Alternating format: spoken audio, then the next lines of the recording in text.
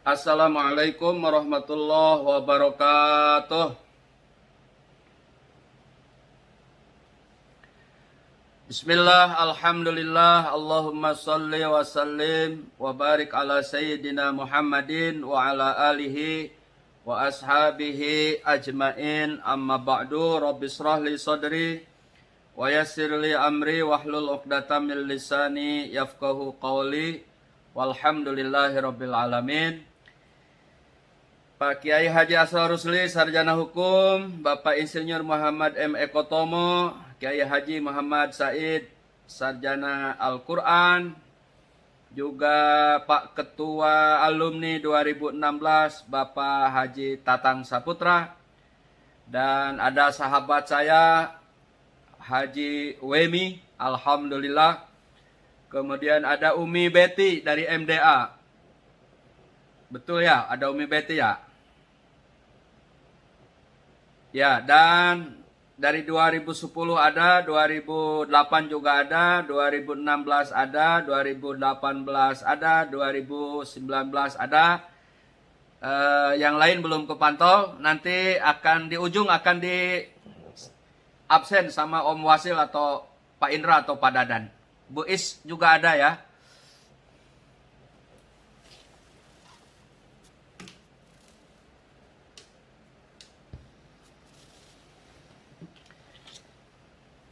Ini berawal dari Hotmail Al-Quran grup alumni haji 2016. Yang dari beberapa grup, semua grup juga alhamdulillah tadarus. Tetapi yang 2016 ini adalah yang memprakasai, awalnya dari Pak Haji Sutardi kalau tidak salah itu, ya Bu Is. Kemudian dilanjut oleh Haji Tatang setelah Ramadan ini dengan penuh semangat, sehingga Haja Nur Fahmi juga dari mana lupa saya itu, Cikampek ya, alhamdulillah sangat antusias ya. Cibitung, Bu Haja Nina 2010, ada Bu Haji Ani juga alhamdulillah. Pada intinya awalnya bermula sama Dadan, dari Dadan. Nah itu ada yang Hotmail Quran katanya. Gimana kalau kita hajatkan, tapi dalam bentuk media online, Zoom. Maka ini cikal bakal akhirnya lahirlah gerakan MDA di tengah-tengah wabah COVID-19 ini. Di belakang kami ada Kiai Haji Asrar. Karena segala kegiatan tentunya walaupun tidak lapor secara langsung, tetapi paling tidak diinput di grup sama Pak Kiai. Dan alhamdulillah ibu-ibu, bapak-bapak, kegiatan gebrakan ini sudah cukup berhasil. Bahkan MDA alhamdulillah sudah punya rumah walaupun kecil Pak Kiai Asrar, tapi di Garut ya, kita sudah beli tempat dan tidak disebut namanya. Alhamdulillah sudah ada yang berinfak, sehingga alhamdulillah walaupun kecil kita sudah ada tempat yang insya Allah mudah-mudahan bisa diluaskan. Terima kasih jazakallahu khairan kasir yang telah sumbangsihnya, baik Jum'ah Berkah, berbagi di hari Jum'ah Berkah, juga untuk kegiatan dakwah MDA. Wabil khusus intinya adalah pembinaan buat alumni. Ini yang paling inti. Karena kewajiban dari KBIH tetap memberikan bimbingan setelah jamaah berada di tanah air, baik yang sudah 1 tahun, baik yang 2 tahun, 3 tahun, atau lebih dari 3 tahun setelah keberadaannya di tanah suci.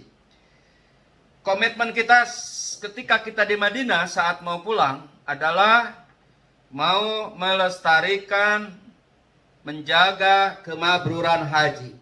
Dengan cara apa?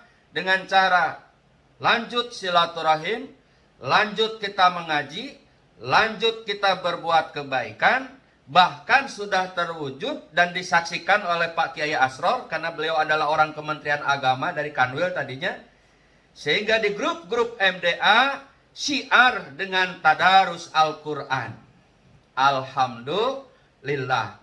Dan 2016 menjadi pendorong sehingga diadakannya acara seperti pada malam hari ini sebagai tanggung jawab moral kami untuk mendukung Khatmil Quran ini, sehingga sesuai dengan sunnah Nabi, kalau sudah khotam maka bacalah doa Khatmil Quran. Alhamdulillah, insya Allah nanti. Namun sebelum doa Khatmil Quran, bapak-bapak, ibu-ibu semuanya, ada 5 keistimewaan bagi orang yang gemar, suka membaca Al-Quran. Orang yang cinta kepada Al-Quran. Sehingga dari sinilah diambil judul Keberkahan Hidup dengan Al-Quran. Keberkahan hidup dengan Al-Quran. Ada 5 keberkahan yang Allah akan berikan kepada hambanya yang senantiasa membaca Al-Quran. Yang pertama, insya Allah akan memperoleh derajat yang tinggi. Bapak-bapak, ibu-ibu haji, insya Allah orang yang gemar, yang suka, yang melazimkan membaca Al-Quran walaupun 1 ayat, ditinggikan derajatnya oleh Allah Subhanahu wa ta'ala. Apa itu derajat dalam hal ini? Derajat dalam hal ini adalah berlimpahnya barokah, berlimpahnya pahala. Karena yang namanya kedudukan, harta, pangkat tidak menjadi satu-satunya ukuran derajat tinggi. Tetapi dengan Al-Quran, 1 huruf Allah pun akan meninggikan derajat kita.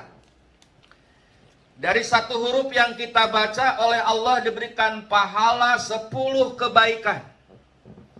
Kalau kita membaca Alif Lam Mim tidak hanya 1 huruf, itu sudah 3 huruf.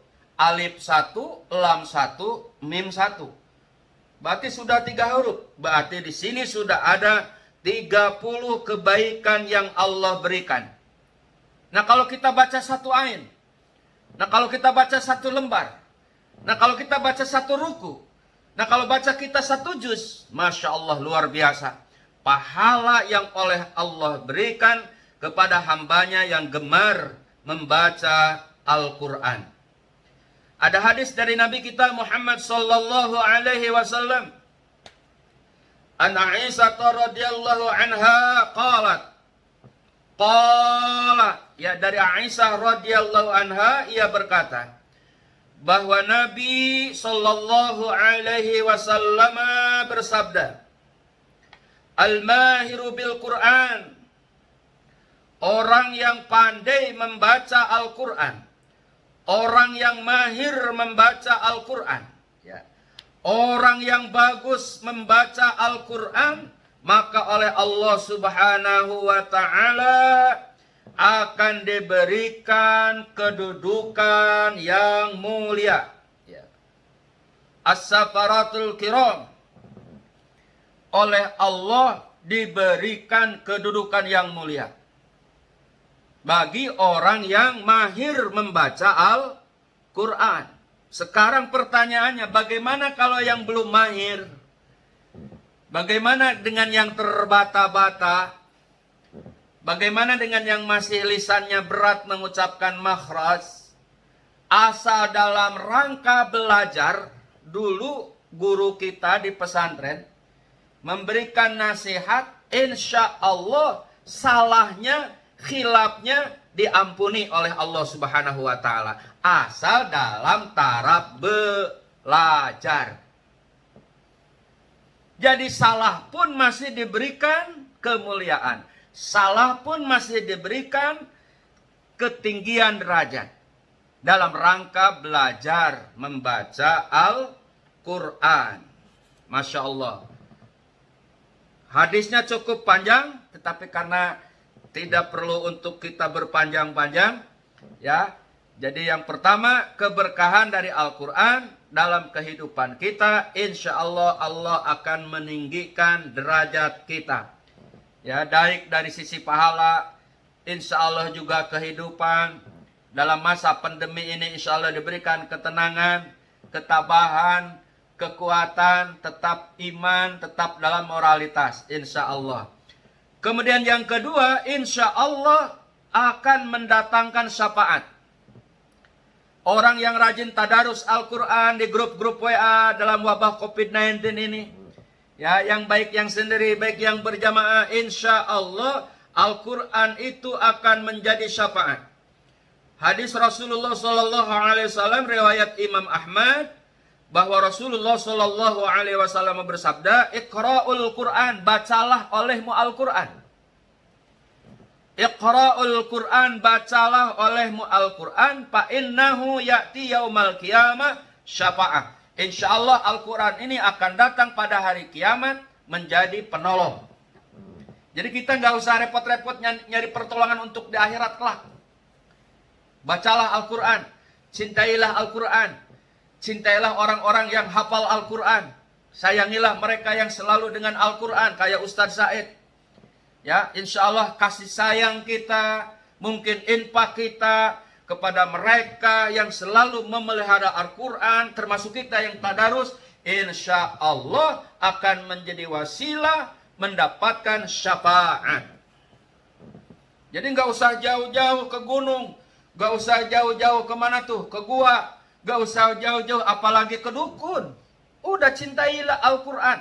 Baca Al-Quran. Hormati mereka yang mencintai Al-Quran. Bersedekah kepada mereka yang cinta kepada Al-Quran. Yang selalu membaca Al-Quran. Insya Allah itu akan menjadi syafaat untuk kita. Baik di dunia, terlebih nanti di akhirat. Yang kedua. Yang ketiga, keberkahan Al-Quran yang Allah akan berikan insya Allah oleh Allah Subhanahu wa taala akan diberikan pahala yang agung. Ya. Seperti hadis Nabi kita Muhammad sallallahu alaihi wasallam yang sudah disitir tadi, satu huruf oleh Allah dibalas 10 kebaikan. Setiap huruf yang kita baca oleh Allah dibalas 10 kebaikan. Salahnya pun dalam rangka belajar masih diberikan keutamaan.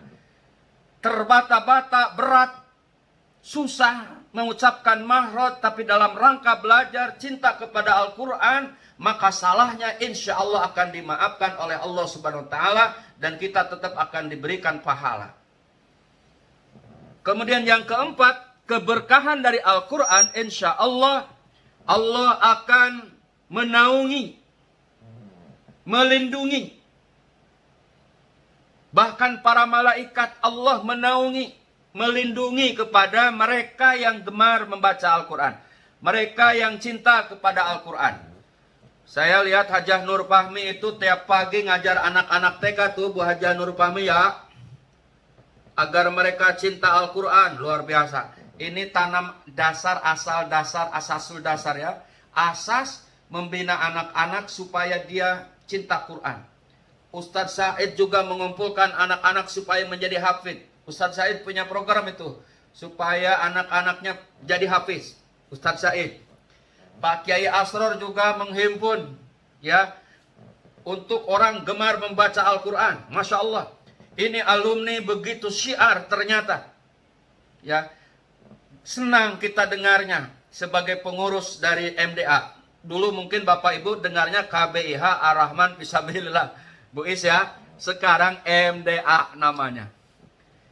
Sekarang MDA. Alhamdulillah Umi Betty juga, kalau enggak COVID ini tiap hari Kamis di Al-Huda. Bahkan hari Selasa, bahkan hari Rebo.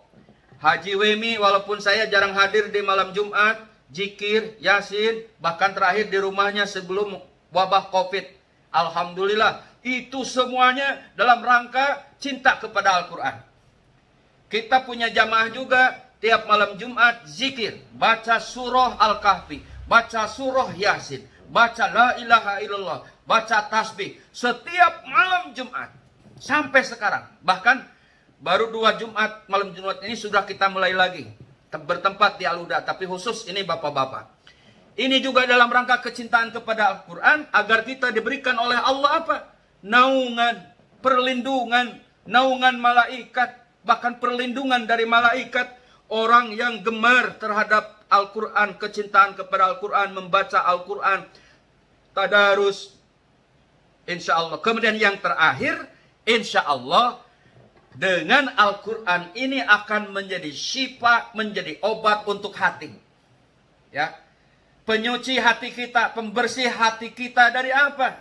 Dari penyakit-penyakit hati, asal membacanya ikhlas, asal membacanya ridho, asal membacanya betul-betul karena ibadah, tidak ingin pujian, tidak ingin sanjungan, maka bacaan Quran itu akan menjadi obat.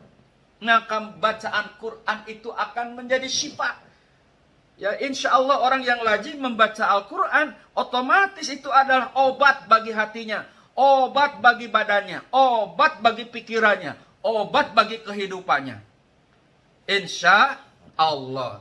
Banyak hadisnya Bapak dan Ibu Haji, tapi paling tidak insya Allah yang saya sampaikan bisa dipertanggungjawabkan. Karena berdasarkan kitab yang pernah saya ngaji, ijazah dari para guru-guru, baik semasa menyantri, baik semasa kuliah sama Kang Said dulu, sama Ustadz Dadan. Insya Allah semuanya ini bisa dipertanggungjawabkan. 5 keberkahan yang Allah akan berikan kepada kita, bagi kita yang senang, yang cinta dengan Al-Quran. Maka mari kita ramaikan grup-grup WA Haji ini dengan sesuatu yang bermanfaat. Ya, jangan dikotori grup-grup haji dengan sesuatu yang tidak layak. Kenapa? Karena grup haji ini adalah orang-orang yang pernah di tanah suci. Ya, jadi hiasilah grup-grup haji itu dengan apa? Ya, dengan program tadarusnya Al-Quran Pak Ketua, dengan men-share status-status yang bisa dipertanggungjawabkan, yang bermanfaat. Nula liur mah jangan dikirim-kirim di grup haji. Ya, kasihan Bapak Ibu haji, takut ke bawah kotor, dan takut bacaan Quran kita jadi kotor juga. Oleh karena itu, walaupun dalam grup, kalau namanya grup ibadah haji, grup alumni haji, maka kita isi dengan hal-hal yang bermanfaat untuk dunia, untuk akhirat, seperti tadarus Al-Quran. Insya Allah. Demikian untuk doa Hotmail Quran, Pak Dadan, biar Ustadz Said yang membacanya. Billahi taufiq wal hidayah, wallahu muwaffiq ila aqwamit thoriq. Wassalamualaikum warahmatullahi wabarakatuh. Khatmil Quran oleh Ustadz Said.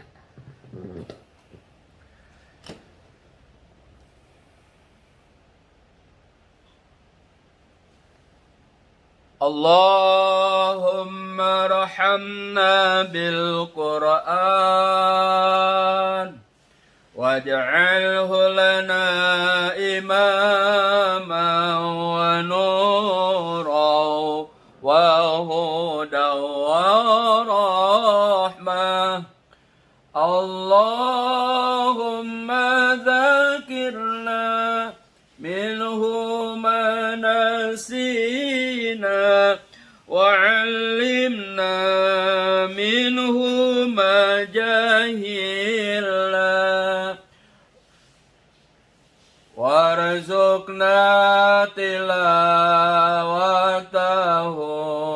ana al-laili wa atrafan nahar waj'alhu lana hujjatan ya rabbal alamin.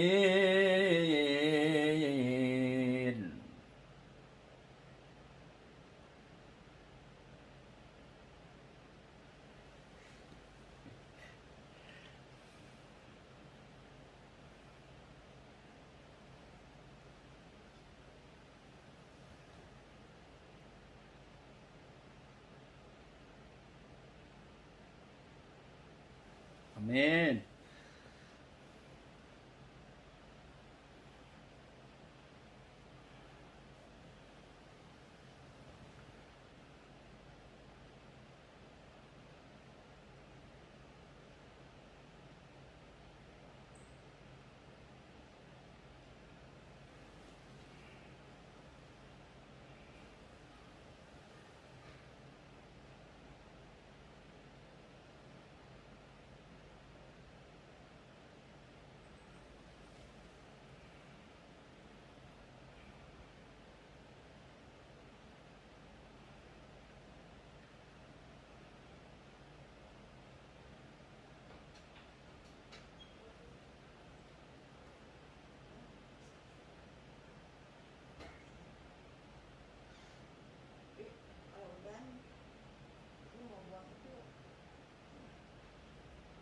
Hmm?